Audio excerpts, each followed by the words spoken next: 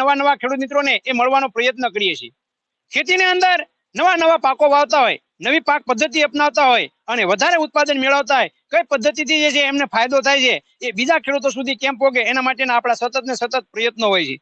ત્યારે ખેડૂત મિત્રો, આપણા વિસ્તારની અંદર તમાકુનું વાવેતર એ સૌરાષ્ટ્રની અંદર થતું નથી, પણ જે આણંદની અંદર આપણે ખબર છે કે મોટા પ્રમાણમાં જે છે વાવેતર થાય છે, પણ આણંદ કરતા પણ જે છે એ વધારે ઉત્પાદન જે છે એ ખેડૂત મિત્રો એ આ પાટણ જિલ્લાના ખેડૂત મિત્રો લેતા થયા છે। અને એ વર્ષોથી જે છે એ એના અનુભવોના આધારે એ ખેતીની અંદર કેમ ઉત્પાદન વધે, કેમ ખર્ચ ઘટે અને એમાં સારું ઉત્પાદન કેવી રીતનું મેળવી શકાય એના માટેના સતત ને સતત એ પ્રયત્નો કરતા હોય છે।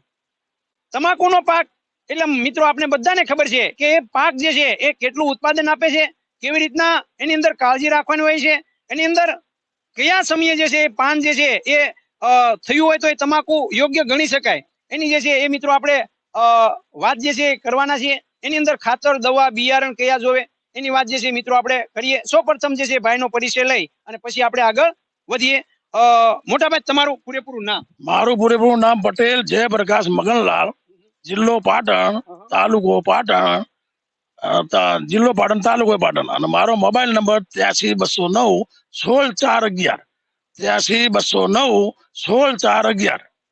હવે પટેલભાઈ, તમે જે છે એ આ તમાકુનું વાવેતર કેટલા સમયથી કરો છો? આજે હું ખેતીમાં 14 વર્ષનો હતો, ખેતીમાં આવ્યો હતો। આજે મારો 57-58 વર્ષ થયો, લગભગ મારું 35 વર્ષથી અનુભવ છે એમાં। 35 વર્ષથી જે છે એ તમાકુનું વાવેતર જે છે કરે છે। હવે તમાકુમાં જે છે એ ખાસ કરીને બિયારણની વાત કરવામાં આવે તો બિયારણ જે છે એ તમે કઈ વેરાયટી પસંદ કરો? બિયારણમાં 3 નંબરની જાત આવે અને 4 નંબરની જાત આવે। બિયારણ અમે પોતે જ પકવીએ છીએ। સારા ડોકા બુદ્ધિવાળા હોય એનું અમે બિયારણ મેકી દઈએ અને એના એ બિયારણ અમે પોતે ખુદ પકવી લઈએ અને એ બિયારણ રોપો અમે કરીએ। એના અંદર અમે રોપ દિવાળી મોર 1 મહિનામાં અમે કરીએ રોપો, અને એના અંદર અમે 25 મહિનામાં રોપ તૈયાર થઈ જાય અને દિવાળી અમે એનો તોડવાનું વાવેતરનો ટાઈમ થઈ જાય।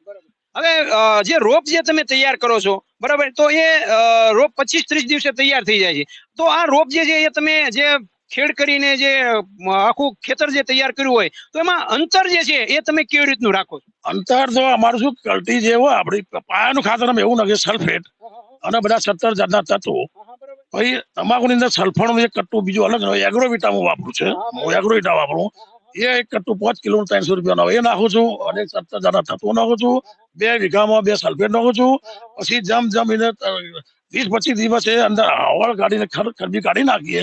પછી અંદર પાછું એક સલ્ફેટ, અડધી સલ્ફેટ અને અડધું યુરિયા, અડધી સલ્ફેટ અડધું યુરિયા, એને 7 થી 8 પાણી પડે। 5 મહિનાનો પાક છે, 150 દિવસે પાકીને તૈયાર થઈ જાય।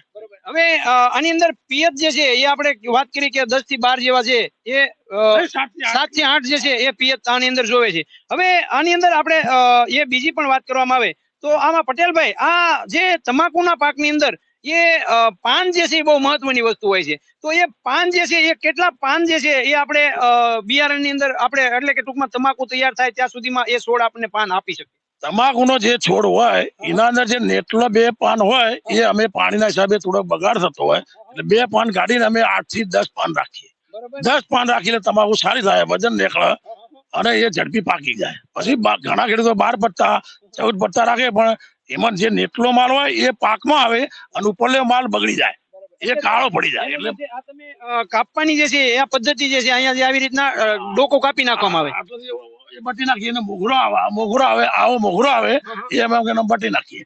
પછી એના અંદર આવા પીલા આવે, જો આ પીલા આવી ગઈ છે।